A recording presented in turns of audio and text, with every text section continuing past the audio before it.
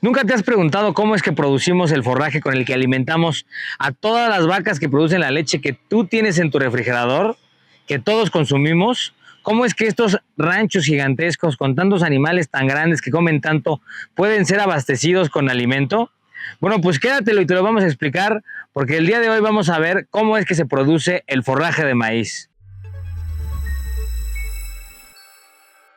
Una gran mayoría de los ranchos que producen ganado, sobre todo lo que es el ganado bovino y ovino, tienen como base de su alimentación lo que es el silo de maíz. En este canal tenemos muchísimos videos donde hablamos del silo, de sus propiedades, cómo analizar bromatológicos, y el día de hoy que encontramos este spot aquí tan bueno, donde estamos justo viendo el proceso aquí en la parte de atrás, les vamos a explicar cuál es el proceso a través del cual se produce el silo de maíz.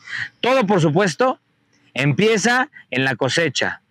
Después de un proceso de producción en el que tuvimos ya nuestro cultivo, después de haberlo sembrado, después de haberlo regado, después de haberlo abonado, tenemos infinidad de videos también donde hablamos de ese tema, pues llega la parte de cosecharlo.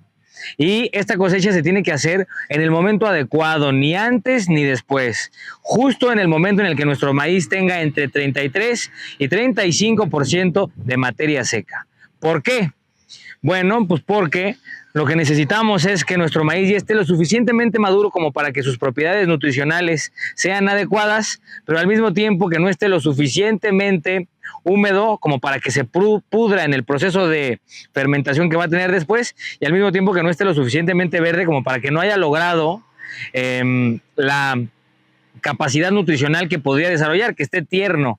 Al mismo tiempo, si ya está más seco, si ya lo cosechamos después, ya está más lignificado, las paredes celulares de la planta se hacen mucho más duras, pierde obviamente humedad, y esto va a dificultar que se lleve a cabo un proceso que es importantísimo, que ahorita vamos a checar, que es el de la fermentación. Entonces, la primera cosa que tenemos que tomar en cuenta es cuándo se tiene que cosechar el maíz. A partir del 35% de materia seca.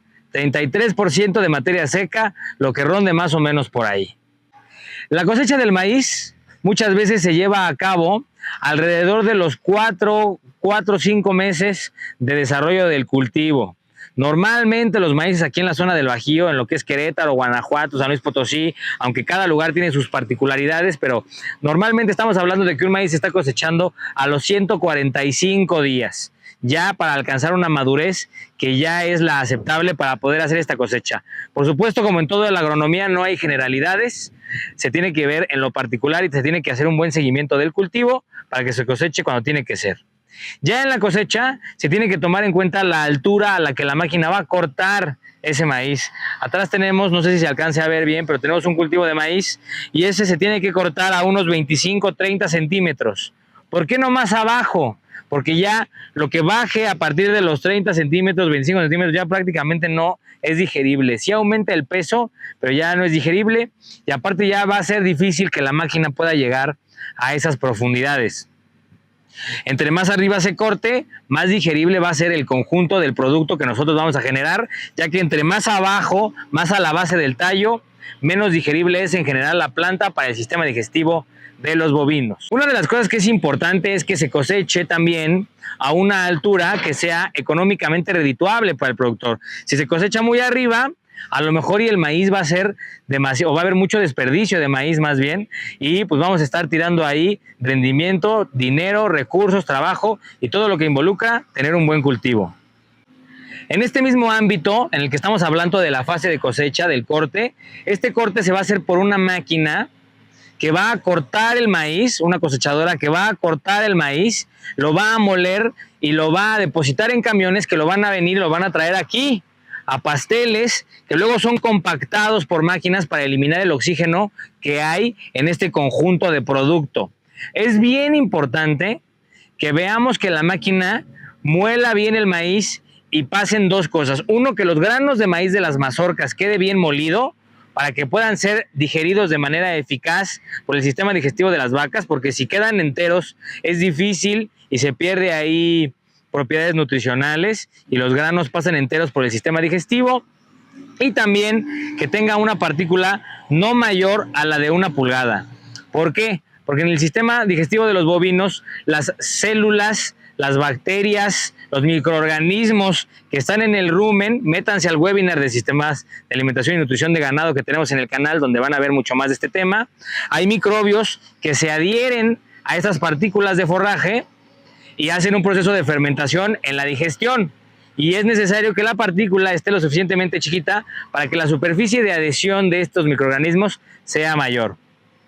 Una vez que ya está picado, ya está guardado en el camión, viene, como habíamos mencionado, y se tira en estos montículos, en estos pasteles que poco a poco se van haciendo cada vez más grandes, donde tractores y máquinas como la que tenemos aquí atrás lo pisan continuamente, eliminando el oxígeno de este montón de maíz que tenemos. Es bien importante que el proceso de compactación se haga de manera cuidadosa y eficiente. ¿Por qué? Porque lo que queremos es generar una condición anaeróbica, una condición donde no haya oxígeno. Y después de esto, ya de que está bien compactado, se cubre con plástico y luego se le adhiere para que el plástico no se vuele, tierra o llantas o alguna cosa así, ¿no? Para mantener el plástico ahí. A veces muchos ranchos lo que hacen es que lo cubren de tierra, cubren los bordes del pastel con tierra o incluso el pastel mismo lo cubren con tierra o con otro material para que el plástico no se levante, para mantener esta condición de compactación y esta condición también que va a guardar la temperatura. ¿Por qué? De manera natural, aunque a veces se pueden hacer inoculaciones de algunos lactobacilos, bacterias lactobacilos similares a los que, por ejemplo, hacen el yogurt, el proceso del yogurt, van a empezar a convertir el azúcar en ácidos, los carbohidratos en ácidos. Van a hacer un proceso de fermentación. Esto va a elevar la temperatura del silo y va a ir bajando el pH a niveles que van a llegar a un punto donde van a ser óptimos. La temperatura va a ser óptima para las bacterias, lo cual va acelerando el proceso, acelerando el proceso, acelerando el proceso. También el pH se va haciendo cada vez más adecuado para que las bacterias vayan trabajando. Pero luego, cuando ya se esté pasando este proceso, cuando ya todo el azúcar se haya convertido en ácido, el pH de el pastel adentro de este horno que nosotros hicimos a través de la compactación y del plástico va a tener un pH muy bajo y una temperatura muy alta. Esto va a hacer que el silo de manera automática, autónoma, se esterilice. El pH bajo y la temperatura alta va a eliminar a las bacterias y lo va a dejar estéril y ya fermentado. Y es así como podemos tener un silo bien hecho durante muchos años. Hay estudios donde se registran silos que mantienen sus mismas propiedades nutricionales durante 10 años.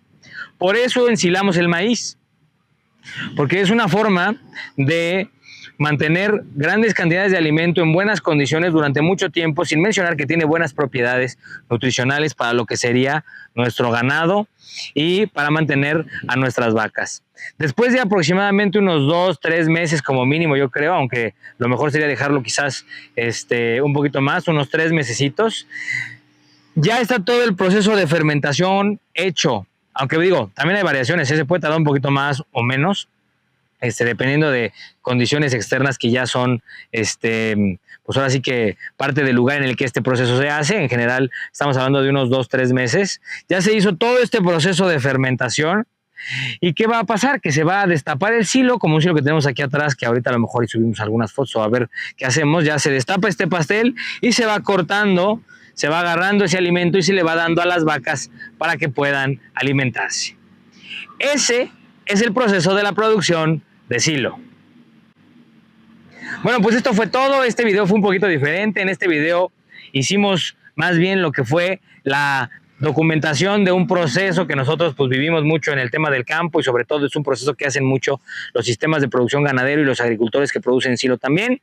Espero que les haya gustado, que esto los haya acercado un poquito más a cómo es que hacemos las cosas en el campo, cómo es que las cosas que tú compras en el súper en 2 minutos, que en realidad llevan unos procesos muy largos de trabajo, se hacen y bueno, que al final les ayude a conocer un poquito más de todo esto que involucra pues a la alimentación de todos. Muchas gracias, espero que les haya gustado. No se les olviden comentar sus opiniones, si les gustó, darle like, compartir estos contenidos con la gente que ustedes conozcan y que crean que les puede interesar. Al final esto solo lo hacemos para que puedan tener información de más calidad. Nos vemos, hasta la próxima, que les vaya a todo dar.